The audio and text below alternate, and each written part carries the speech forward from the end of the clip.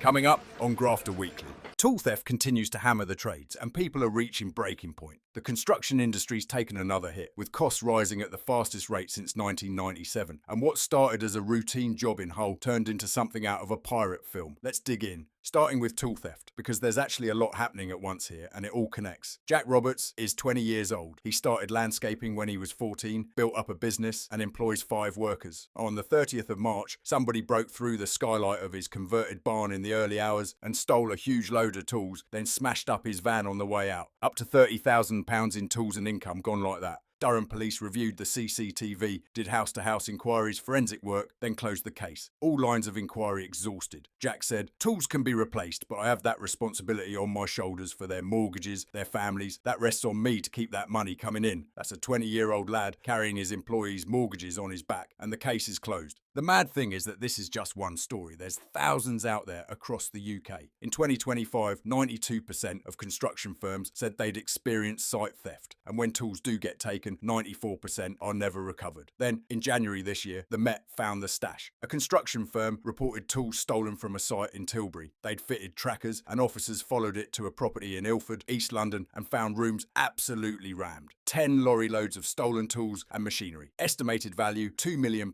The group is believed to have been shipping stolen tools across the UK and Europe through online resale. The Met's Inspector Mark Connolly said, "Too many tradespeople are being put out of work and out of pocket by organised tool thieves." He's not wrong. These aren't opportunists nicking a drill. This is organised crime with warehouses, which brings us to the 4th of June. 2 of the people caught in a separate operation are due to appear at Romford Magistrates Court. Trades United is organising a van rally outside that court on the day. If you want in, follow Trades United, Stolen Tools UK or the Gas Expert on Instagram and drop them a DM. Right, away from tool theft, let's talk about what's happening to the work itself. The construction report for last month is out and it's not looking good. The industry score dropped to 39.7. Anything below 50 means construction is shrinking, and this is one of the worst readings in months. Work across the sector has now been falling every month since January. But the real problem is costs. Material prices, fuel and energy bills are all shooting up. Nearly 7 in 10 construction firms said their costs increased last month alone, with prices rising at one of the fastest rates ever recorded. A lot of it's being blamed on global conflict and rising fuel and shipping costs, which pushes up the price of basically everything on site. And here's what that actually means for tradespeople. You price a job a few months ago, but by the time the work starts, materials and diesel have gone up again. Suddenly the profit's gone. What do you do in this situation? Let me know in the comments. Right.